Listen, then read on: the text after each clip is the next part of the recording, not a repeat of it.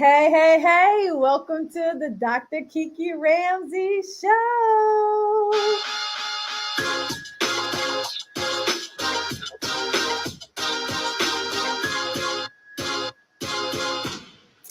Hey, y'all, welcome to the Dr. Kiki Ramsey Show. You know what? This is where you want to be if you want to learn how to do what you love and love what you do. I am so excited to be with you today. Today, we have an amazing topic, one of my favorites. I've spent so much of my career studying this topic, and we're going to be talking all about positivity, y'all, the power of positivity and how to be happy during difficult times. And I know you might be like, Dr. Kiki, come on, girl. Right? How do you be happy during difficult times? Trust me, trust me, trust me.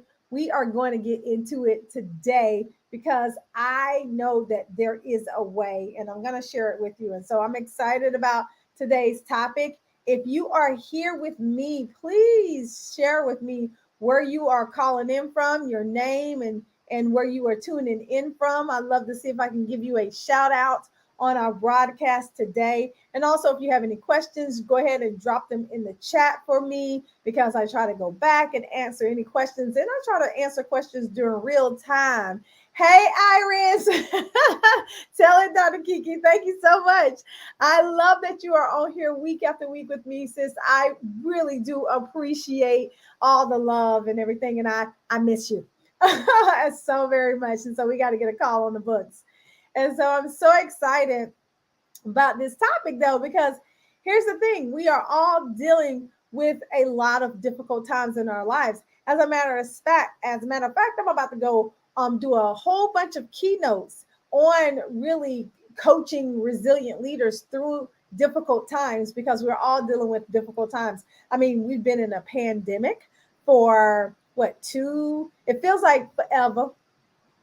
It really does feel like forever. I mean, the fact that some people can't still get back into the office. Some people, some organizations still are not fully open yet. All these things, right? We've been dealing with difficult times. Not only have we been dealing with the pandemic, there's been a lot of unjust in our country or a worldwide, rather. There's wars going on. People are feeling unsatisfied in their jobs. The great resignation is happening, which I've been talking to so many leaders and organizations about lately. So many positions that are vacant and need to be filled. And the people who are still there are stressed and overworked. So many things, y'all. Let me just tell you, so many things are absolutely happening as it pertains to us and being positive and having challenges in our lives and our workplace. And so I want us to have this conversation today. But before I actually do that, let me bring us in properly.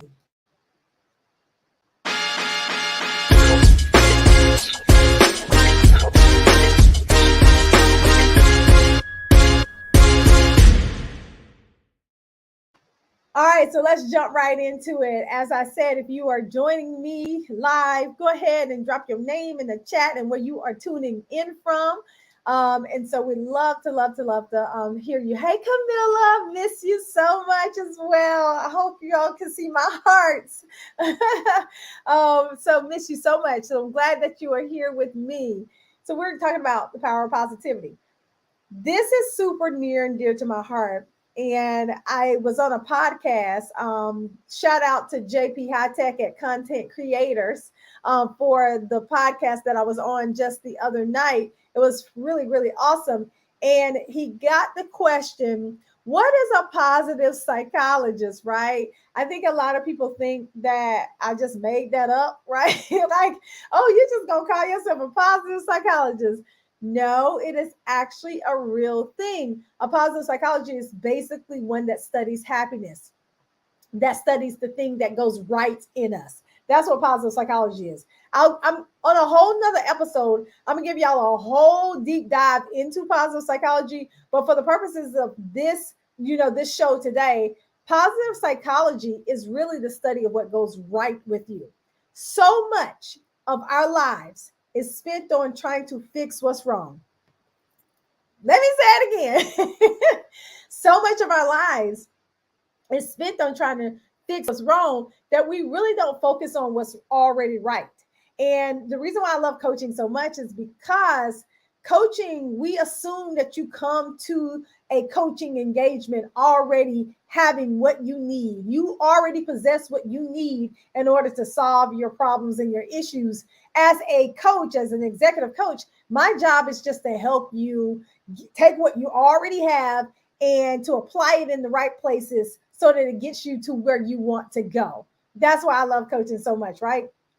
So when it comes to positive psychology, it's the study of what goes right with us, what makes us thrive, what makes us already courageous, what makes us resilient, what makes us happy and have all these beautiful, happy emotions. That's what positive psychology really is.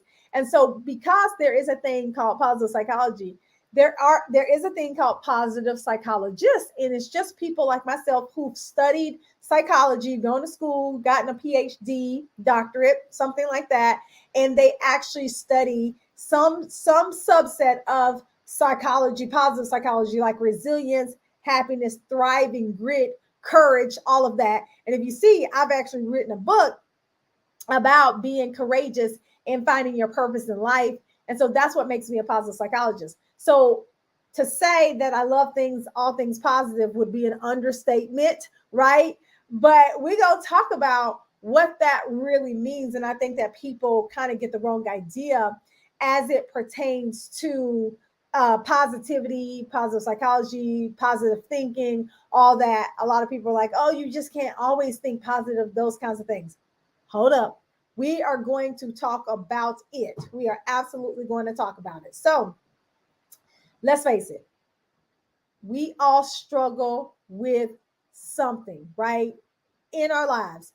If I ask you right now for you to drop it in the chat, tell me some of the things that you're struggling with. I'm pretty sure there will be a lot, right? A lot. I've just named a couple at the beginning of the show. COVID-19, layoffs at work, trying to get promoted, trying to make more money. I mean, has anybody seen inflation lately? Right? Inflation. I think I read a headline that said inflation is at an all-time, is a 40% high right now. Like, I think I just read that headline and I'm like, wow. I've been having conversations with family members and friends about just the cost of things and how much things cost right now. And so people are dealing with the fact that they, jobs may not be paying as much as they want to. And also people are dealing with the fact that there is so much work to do on the job. You may have an awesome job, but some people are dealing with the fact that they have so much work that they can't keep up. And I am the first to understand all of that. And if I did not have, my assistant Nicole to be able to help me, things drop, balls drop, all those things can drop. And so I literally understand that we all are dealing with stuff. But here's the thing too. We also have to remember that we are all human. And what I mean by that is we are all people first. So what that means is we have lives outside of the job, which nowadays kind of encompass the job, but we have these lives outside of the job that we have to take care of. For instance, I'm a mom, and my baby girl, Mackenzie, is home today because she has been sneezing and the allergies are getting to her here in Atlanta, Georgia. Y'all, is the pollen is something special here. So the pollen is something special. And so we're all trying to figure out how to get used to the pollen, and her body is just trying to go through it and get used to the pollen. So she's at home. So I'm a mom, I'm a wife, right? And I need to be able to take care of my relationship and be able to have those healthy relationships. I'm a sister, and, and so these are the things that happen in our life every day. And I've talked to so many leaders, and they all talk about how they have family members, especially like parents, who are getting older right now and needing a lot more care in their lives and they are the caregivers for those parents and or have to help those parents out a lot. And the thing is, you have to do those things. Those things are something that are a part of your life. And yes, they can cause strength. And I've heard from several people who will email me or DL me or message me on any of the social medias, LinkedIn, YouTube, all those kinds of things, and tell me about what's going on in their lives, like cancer diagnosis and real health challenges and exhaustion and burnout and all of that. That stuff is par for the course. We are human beings. And so not only are we living with these things because we are human and we are people, we also have to then make a living and go to work and do a job that we were meant to do. And so this why this topic was so very fitting for today, because I get so many messages about how do you stay positive when, you know, everything is kind of like either falling apart, because there are extremes, right? Right. There are extremes. Things can just be absolutely falling apart and things can be constantly difficult. And I think that we go through seasons in our life, right? We all have seasons. I know for a fact that I've had seasons in my life where things have been so difficult. Like, and I mean, when I say seasons, y'all know how long a season lasts. I mean, it could last 3-4 months. Sometimes seasons can last for years where it's just difficult. And you think to yourself, am I going to ever come out of this season in my life? And then we can go through things that are like extremely difficult, and then it can turn around. It can turn around in an instant. And I believe that to be true in so many cases, and I've seen it happen in so many people's lives that they've been going through so much difficult time, but they stay steady, and then it turns around for them, right? So there are levels to the difficulty that we may go through in our lives. And what's interesting is that having so many conversations with leaders in organizations about the difficulties that they're having with staff around diversity, equity, and inclusion, right? People want to feel included. There needs to be psychological safety in organizations, and their organizations are not providing a psychologically safe environment for employees. But these organizations want to learn how to fix that, right? And when I say psychological safety, if you don't know what that term means, it means that you get up every day and you feel comfortable going to work being just who you are. You feel comfortable being who you are. So, if I'm Black, I feel comfortable in my environment, going and being Black and being who I am. If you are gay or lesbian, whatever, you feel comfortable going to work every single day, right? That's psychological safety. And sometimes that's not happening in organizations, and people want to feel that sense of belonging. And that's one of the biggest issues that I'm seeing in corporate America today, is that people don't, feel that sense of belonging, which is why my organization, PCADI, we are trying to break that cycle, because we want people to feel, meaning and purpose, courage every single day, and feel like they belong in their organizations. And so we are all facing some kind of struggles in our lives. And that's why positivity is a tool, right? It's a tool that you can use in order to get through your day, whether you're at home, whether you're in an office, no matter where you are. This tool called positivity is a tool that you can use. So what is positivity really, right? Let's dive into it. It's really the practice of being positive or optimistic. Optimistic, meaning you have hope. You can look on the bright side. So you've heard that saying, either you look at, so I'm going to ask you all the question, right? Hey, Lenora, thanks for joining me. I'm going to ask you the question, whether you look at the glass half full or half empty, right? Half full or half empty. So when you look at the glass half empty, you're like, oh, this glass is halfway empty. That's not optimism. Right? But if you look at that glass half full, you're like, the glass is half full. That's optimism. There are two different ways to look at the glass. I can look at that glass, and I got my little water bottle right here. Either this glass for you is half empty, or let me see what is 11 a.m. What time is it? Okay, I'm almost on par. Or it's half full. That's optimism. And people who look at the glass half full are hopeful about about the future. They're hopeful about their about their circumstances. Half full, Iris says. Yes, always half full, right? Because when you can look at something half full, you can say there's hope, there's room, there's this beautifulness, there's this anticipation of the good that is to come when you look at the glass half full. But when you look at that glass half empty, you're like, no, that thing is half empty. It's about to run out. It's about to be depleted. There is not enough in this glass. It's going to be over. Like, can't you see how negative and how such a deficit model looking at the glass half empty is? But here's the thing. This is how we view our life. This is how we view our life. You are either a half full person or a half empty person. So most of us wake up either half full or half empty, right? I mean, we can even feel it in our body, right? We're defeated even when we wake up sometimes. We are the half full or half empty. Let me give you this example. It's interesting.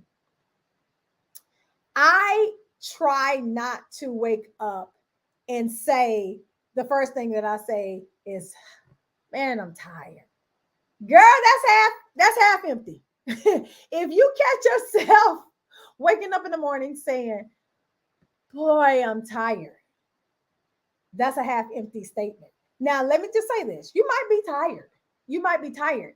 But what this does to your subconscious is kind of depletes already the efforts that you need to put into getting through your day.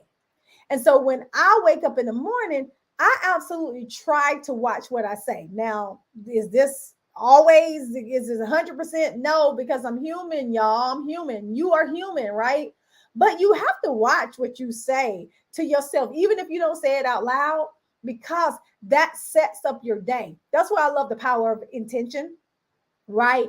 Waking up, being intentional, understanding what your day is going to look like even before you hit the ground running. And so, like for me, for this morning, right? I had some work that I absolutely needed to finish before the kids got up, even though the kids wanted to get up at 5:45. Y'all, yeah, I have toddlers. And so sometimes my toddlers just want to get up early in the morning. I wake up at 5 because that waking up at 5 gives me the time that I need to normally get some work done, work out, do my devotional, pray, all that kind of stuff, right? But I knew I had some work to do, so I needed to get to my desk super, super early. But I thought about this the night before. I thought about my list and I said, in order to get everything done, when I need to get it done tomorrow, I need to wake up at 5 and get directly to my desk. That was my intention. And no matter if I was tired, I already had set my intention the day before. So I woke up this morning and did just that. Even though my kids woke up at 5:45, I was able to get them settled in their room so that they could just kind of settle down while I still worked. You understand what I'm saying? But I set the intention. I knew I was going to have a good day because I set it up in advance. And that's what we have to do. And that helped me with the power of positivity, right? But here's a term that you may or may not know when it comes to everybody talking about, positivity and stuff like that. And I've gotten this question a lot of times when I'm speaking or on a panel or something like that. It's called toxic positivity. Have y'all heard that term before? Toxic positivity. Well, what toxic positivity is, the need to be excessively positive by minimizing or denying pain, fear, guilt, shame, anger, right? So people will say, Dr. Kiki, what's your thoughts on toxic positivity? And here's my thing as it pertains to positive psychology and being positive.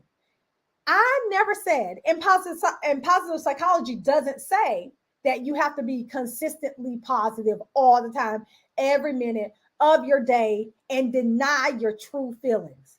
That's ludicrous. Nobody should be doing that. And I don't think, and if you do that, what it does is it numbs you to what's really going on in your own life and in the lives of others, especially if you are a parent, or a daughter, or a leader in an organization, right? When you are excessively positive to the point that you ignore or deny all these things that may be going on inside of you that are natural, then Houston, we have a problem, because that's not what positive psychology says, and that's not what you should be doing, because nobody can be 100% positive. But here's the thing: you can lean more towards the positive than you do the negative. You can make a concerted effort. That's all we're talking about here, is making that concerted effort to lean towards the positive even during difficult times. And so the toxic positivity, I don't believe in that either, right? Because I don't think anybody should deny their true feelings, especially when you're hurt or when you're fearful. Because here's the thing: fear has a job to do. Fear's job is to keep you safe. So if a dog got after you, and in your fear hormones didn't kick in, baby, you in trouble. Right? Like, you're in trouble. But because your fear hormones kick in, you will run. If this dog is after you, right? You will absolutely run. So fear has a job to do. Now, like I've said before, it's your job to tell fear to get on out of the way, especially when it's keeping you from doing something you need to do, or when it's keeping you from your passions and your purpose in life, right? You have to really override fear with courage, so that you can be able to step outside of your comfort zones and do the things that that you need to do. But fear's job is to ultimately keep you safe. So when it comes to that toxic positivity, don't be excessively positive to the point that you actually ignore certain things. You have to be reasonable about positivity and literally choose positivity. So, what is the power of positivity? What can it actually do for you in your life? Well, number one, it can give you the confidence to use your natural ability. Everybody, I say it all the time. We all have strengths. We all have superpowers. Y'all see my guns? We all have superpowers, right? My superpower, and I've said it before, and you probably know this just if you know me, or if you've ever watched a Dr. Kiki Ramsey show before. One of my strengths, and I love character strengths, right? Because I feel like character strengths is something so innate in us, right? Is zest. Is zest. I show up with zest, meaning this excitement about life, every single day. This positivity about it comes natural to me. It's just one of those things that's inside of me. I don't have to work at this thing, right? It's just who I am. And if you get on the phone with me, or if you coach with me, or you're in our PCADdy leadership community, whatever, you will understand that I show up as zesty every single day because I can't help it. You have a strength. And when you are positive, right? The power of positivity is that it allows you to show up in your strengths every single day without even really thinking about it. Hi, Maureen. Thanks for joining. It allows you to do that. And I love that because, boy, wouldn't it be a different world if you could show up on your job every single day and really walk in the strengths that you have been given, that you possess? Wouldn't that be a beautiful thing? And to not put so much weight on our weaknesses. Now, I'm not saying that you don't work on your weaknesses. I don't want people to put words in my mouth, right? Like Dr. Kiki said, no, what Dr. Kiki's saying is, wouldn't it be beautiful if you could wake up every day and be yourself in your job every single day? and do your job. It will be a beautiful, beautiful thing. So when you practice positivity, it allows you to do that. It allows you to do it. Do that. You know, another thing is when you practice positivity, right? Choosing positivity is it allows you to be able to work more productively. Like when I'm practicing positivity, I can show up and be so much more productive in the work that I do, right? Like I was practicing positivity yesterday. I knew I had a long day today. And so when I set my day up, I was like, you know what? It's gonna be a good day, right? It's gonna be a good day. There's this whole little, I guess it's a TikTok video, going around and it talks about, well, I'm gonna be positive. Today gonna be a good day, right? And I love that video because I'm like, today gonna be a good day. And sometimes we have to psych ourselves out like that, even when you know you're about to face some challenges. You wake up and be like, today gonna be a good day. Today gonna be a good day, right? And I do that sometimes, even when I know that today gonna be challenging, right? And because here's the thing, we know that it's gonna be challenging. We know that challenges are going to happen throughout our day. But if you actually set that intention to be positive, today gonna be a good day, then it makes an absolute difference in your life, right? It makes a huge difference. And the last thing I'll say about positivity, the power of positivity is that it allows you to reduce stress because you are optimistic. So think about it. If you're optimistic, meaning you're hopeful, right? You see the glass half full versus half empty, it reduces stress because you don't worry about all the things that's going to go wrong in your day or in your life. You choose something different.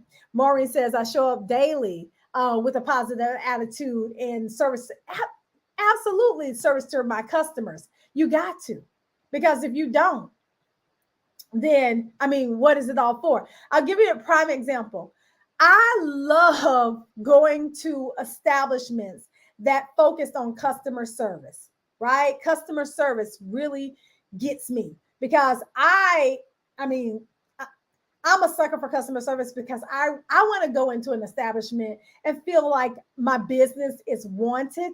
And I like to see smiling faces. And so one such place is Publix. I don't know if you all know the grocery store chain called Publix, but every time I go into Publix, their employees are amazing. And I don't know what their back end is, but I know one thing. I know they focus on customer service because every time I go into Publix, they are asking me if I need if I need help finding anything on the aisles, and I'm just like, oh yeah, can you help me find this? I was almost surprised when one of the employees said, "Can I help you find anything, ma'am?" Because I guess I was looking confused because I couldn't find something, and I was like, wow, y'all literally asked me if I can help, right? Like you.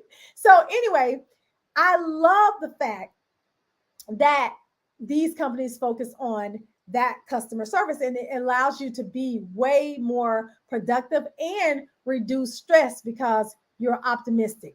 And so here I'm going to give you a couple of things that you can do to be positive even if you are experiencing difficult times, right? Even if you are experiencing difficult times in your life, because like I said, we all are. So first, what I want you to do is I want you to really practice finding the good in the pain. I've said it time and time again. In order to be resilient and to get to the other side of something, there's first pain, right? There's first pain that we have to go through. And that pain is different for everybody. I can remember when my mom passed, and a lot of people don't know that my mom just actually had she would have been 66 on the 18th of this month. And she's been gone now for 13 years, and I miss her so dearly. And some of you have heard me talk about my mom in the past as well, and all the things that we went through. But when she passed, that was difficult. But what most people don't know is that my grandfather passed the day after my mom did. Y'all, I can't make this stuff up. You know, when you go through, sometimes you just go through, right? So my mom passed, and then the very next day, my grandfather passed, which was my mom's father. He passed away as well. Talk about a difficult season. Okay. We had back to back funerals. So I went to my mom's funeral on one day, and the very next day, we went to my grandfather's funeral. And when I think back about that situation, you're like, what is good about that? Well, when I think back about that situation, and when I was in that situation, it was a very traumatic experience.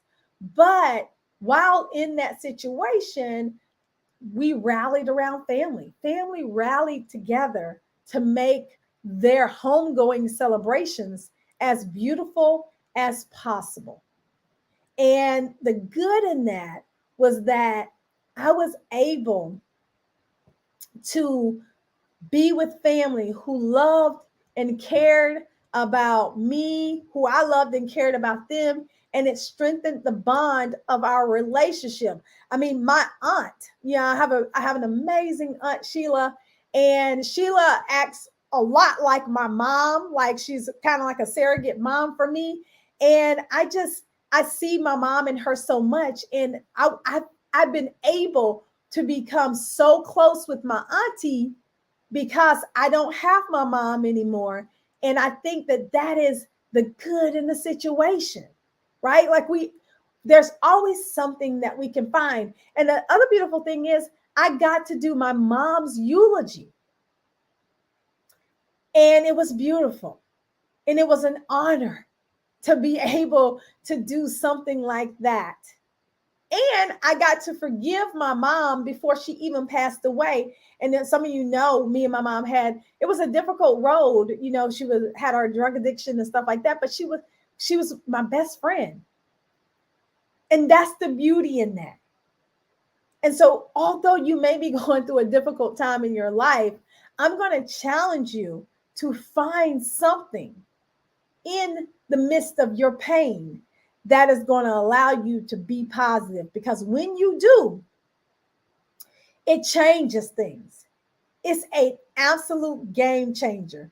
Now, I forgave my mom. Me and my aunt are close. Me and my sister are super close. Like, I wouldn't have it any other way.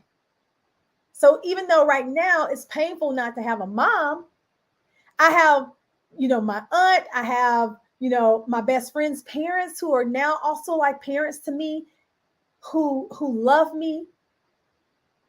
So you can always find some good in a situation. So the next thing I want to say is that you have to begin to learn how to think positively, even during these difficult times. You have to choose positive.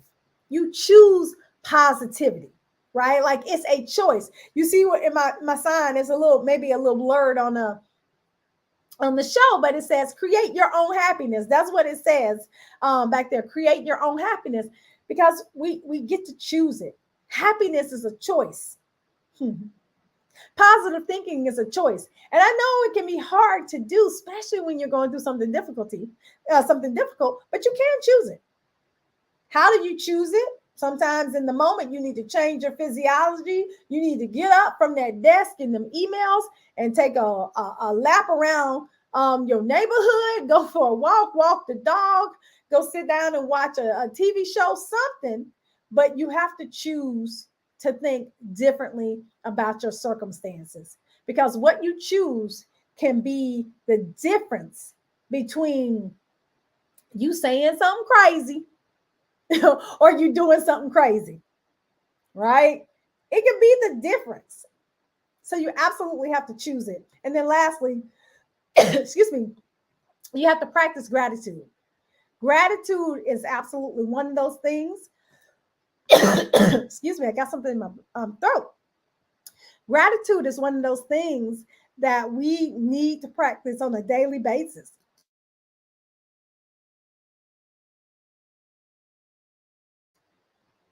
So, when it comes to gratitude, you can always think about somebody having it worse than you do. Because there's always that. And I know that can seem cliche for us, but listen, you have so many things to be grateful for.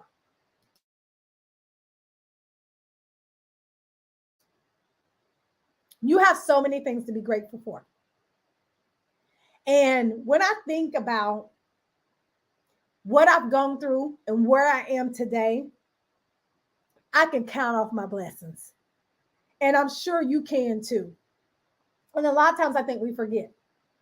We forget that we are so blessed in our lives, and we begin complaining and really being negative about our current circumstances if they're difficult. But my question to you is, what even in your circumstances can you be grateful for?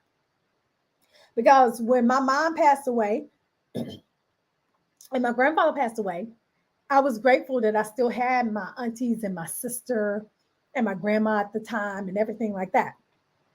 I was so thankful that I had that. And now, and family is so important to me. So I'm super, super grateful for the fact that I have this amazing family and an amazing job, companies that are doing amazing work. So I'm going to ask you, what is it that you can be grateful for? That's how you really step into positivity. So firstly, you find the good in the pain. You think positively because you choose it, and you practice gratitude because it is yours for the taking. And it already is something that you have available to you because you're grateful. I mean, the very fact that you are alive means that you have something to be grateful for because so many people are not here. You could probably rattle off so many names of people that you loved and care about that are not here right now. So the mere fact that you're alive means that you have something to be grateful for. And so Lenora says I think she learned how to be grateful walking with the homeless. Oh my gosh. Absolutely. And Camilla, there's you welcome. There's a lot to be positive to take away from every experience. Yes, it is. I mean, every experience that we have. And Lenore said her mom and dad and her only siblings passed away within 10 years of each and leaving her by herself. I mean, you feel me, right? But at the same time, right? I'm hoping that you can find something to be grateful about because we have some difficult situations going on in our lives.